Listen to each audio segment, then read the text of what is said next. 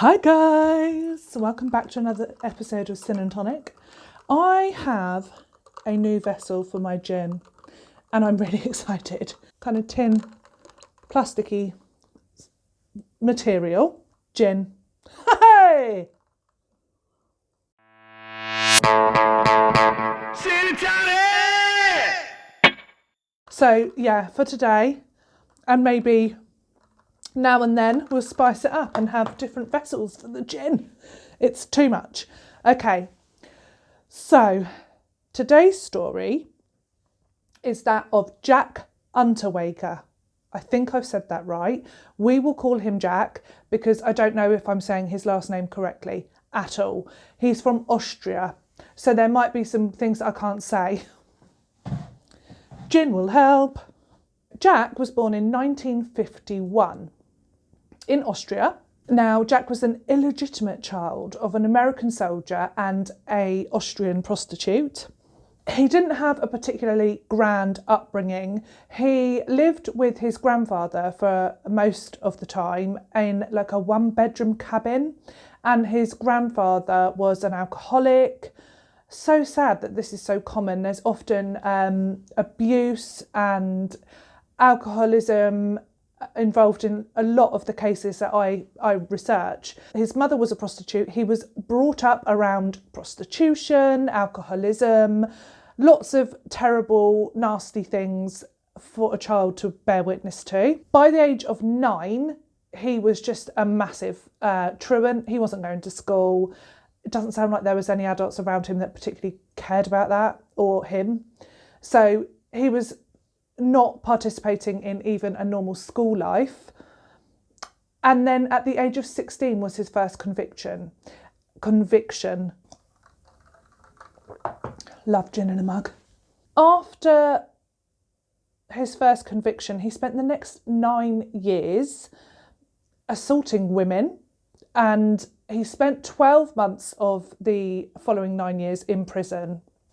He was freed in 1976, and then he committed a terrible crime. He bludgeoned and strangled a street worker, a prostitute, to death with her own bra. And he did get convicted for life for that crime. He admitted to the crime, and he said that he'd envisaged his mother in front of him and then just killed her. So definitely got some mummy issues going on there. So Jack, sentenced to life, goes to prison. There's a little fairy flying. And in prison, I think it's quite common that prisoners, inmates, I don't know what you call them, prisoners, I'm going to say, they go to prison and they learn stuff. So sometimes they learn really bad stuff and they come out and do like even worse things than what they went in for. Great. Sometimes they learn how to read or write or all sorts of things. They can do lots of learning. And Jack was no different. So Jack went to prison and he learned how to write and was very good at it. He wrote short plays and poems and stories and all sorts of things. He just liked doing that. He was a writer. And this was where he blossomed in prison. And he wrote an autobiography. Now, this autobiography was what set him on fire. Basically, it was well acclaimed. Like, he got so much attention for this autobiography, and lots of people on the outside then petitioned for him to come to be freed because they said he was reclaimed. What's the word? Why do I say reclaimed? It's not reclaimed, it's not a piece of furniture. Rehabilitated. Sophie. Got it. So, sorry, I'm a bit slow today. I haven't been getting as much sleep as I normally do, to be fair. So, that is what happened with Jack. It's kind of like out of a novel, weirdly, or a movie, isn't it? Like, he goes in, he finds his passion for writing and he's really good at it, and then like he becomes famous for his literature, and then he's freed from prison. And he literally was freed from prison. He was freed from prison after serving 16 years of his life sentence. I mean, 16 years is still an awfully long time. But there we are. So yeah, so it was a bit like a fairy tale for Jack, really. And then that's the end of the story. Jokes. Can you imagine? Pretty borings. On May the 23rd, 1990, Jack was paroled. He was let out of prison. He said, quote, "That life is over now. Let's get on with the new." And that is what he did. He left prison. He was on the television and world of fame. He was living it up. Cocktail parties. He was like the guy. He was out of prison. He was the model of rehabilitation and everyone wanted a piece of him. And with fame and celebrity and your book and all of this, it's all come out, like, you've got a bit of money now. So he really was like living a dream, because he's come out of prison not just free but rich.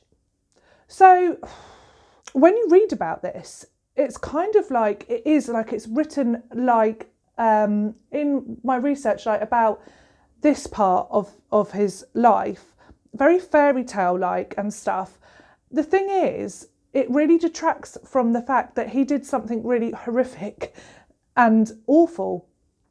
Bear with, because sometimes, a lot of the time, when people like talk about stories like this, or the possibility of people being released from prison or taken off of death row, and there's been recent things in the paper with Kim Kardashian, she's doing all of this work, you get a lot of people that are like, they did something awful and they should spend the rest of their life in prison.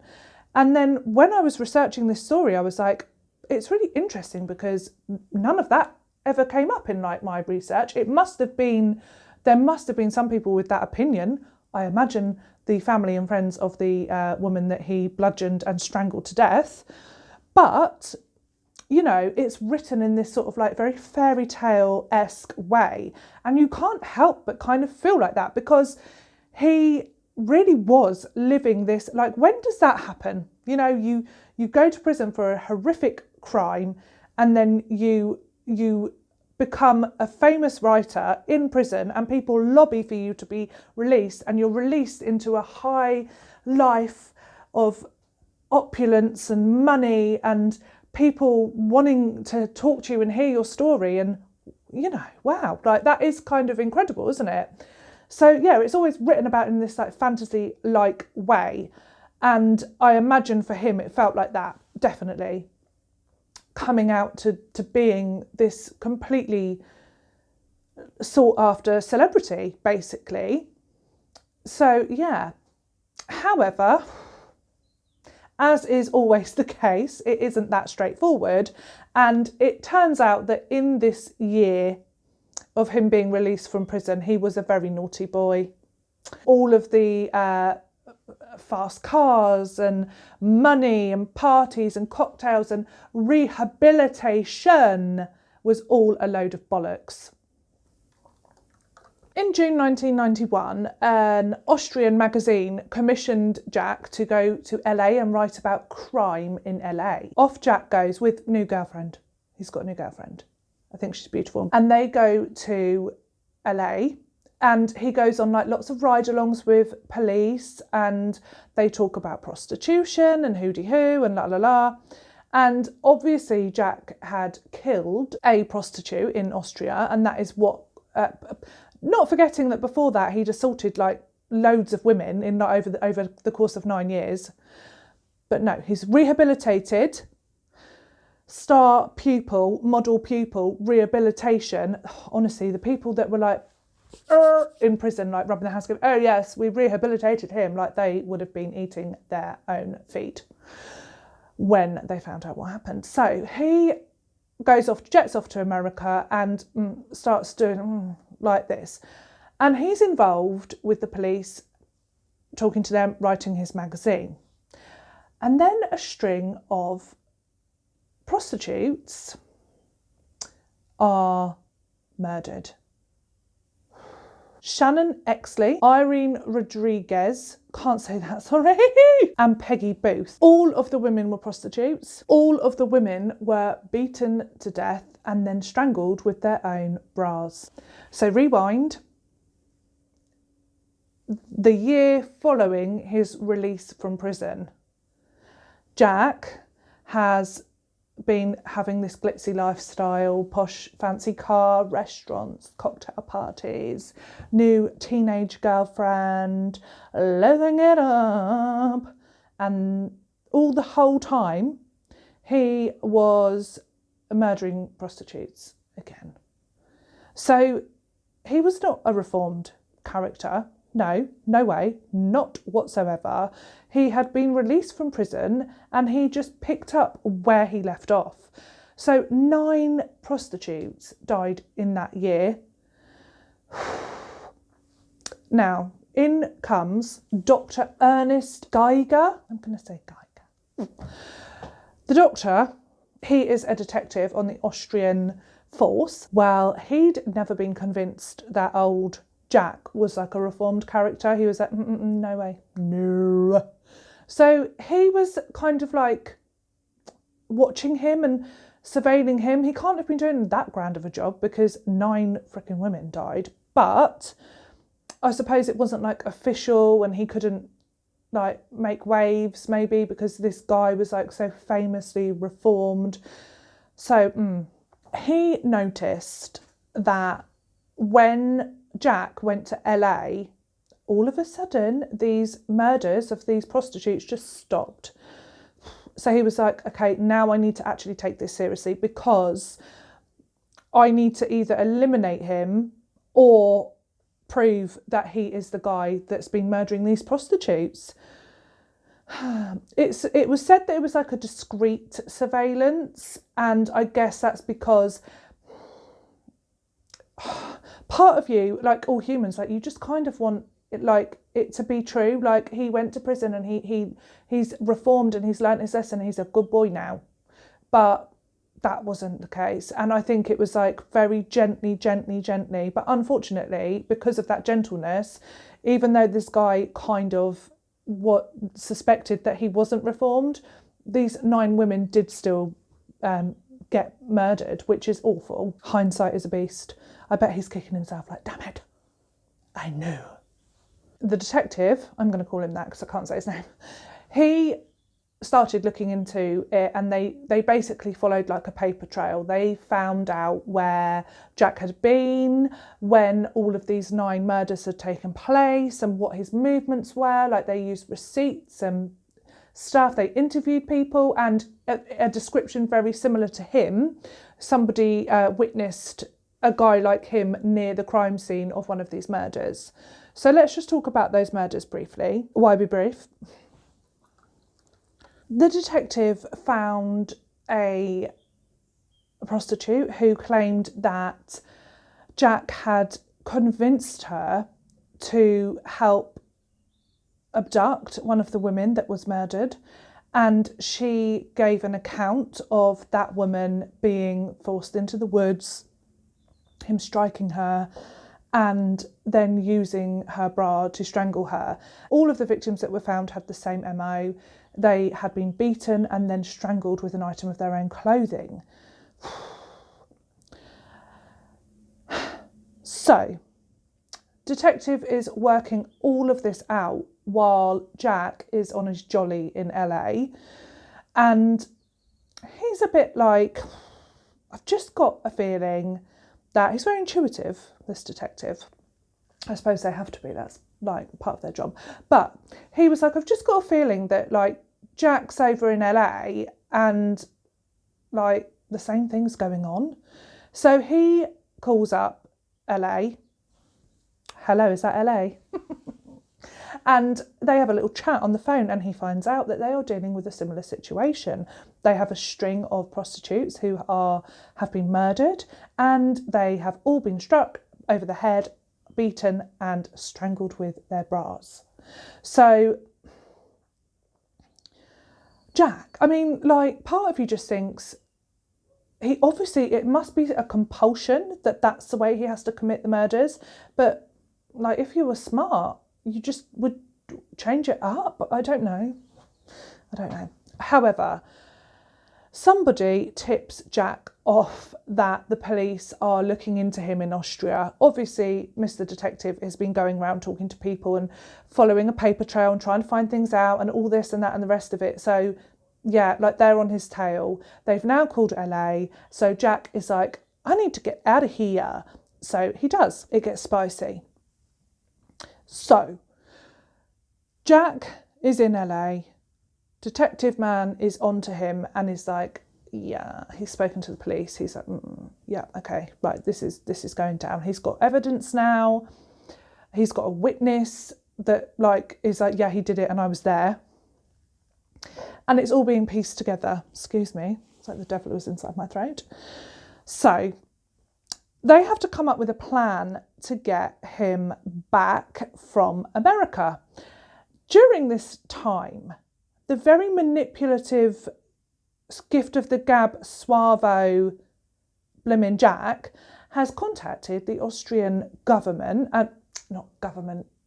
media, what do you call them? Journalists, media, yeah, and said, they're picking on me. And he's like, laid out this whole thing that the government are out for him and it's like he's being used as a scapegoat and it's not him, and it's easy for them to say it's him because he's done this once before, but he's reformed, and basically it kind of works. And they're like, oh, poor Jack, man. Oh. But really, it's like, no, what are you doing? Stop it. He must be really manipulative. Do you ever wonder, because sometimes a lot of the people in these cases are like known for being really suave, like talk people round, and you're like, are those people really stupid, or are those people really good? Because like they always manage to like talk themselves out of trouble, or, you know, they're really good at it, aren't they? Or are the people that they are like around really stupid? I do wonder that. But with Jack, I mean, he is talking to the media of Austria and they're like, lapping it up. So maybe he's really good at it. But he's basically saying, like, he started this media campaign to say that he was being wronged and that these cases were all trying to be pinned on him, and he wasn't going to come home because him and his girlfriend were like fugitives because of the government in Austria, like trying to get them. So that was like the stance on it. And it was kind of like believed. Anyway. So now they trick him, the American government, and that they set up this ruse that a big magazine want to like hire him to write something, and it's like loads of money and blah, blah, blah. He had to go to the money exchange to collect an advance for his writing. But this wasn't real. And the police, American police, were like there waiting, watching, because they were like going to arrest him because he had gone into America on a visa, tourist visa, but the cheeky devil, he hadn't disclosed his previous conviction, and you have to do that. So they technically had enough to arrest him anyway, just on that alone.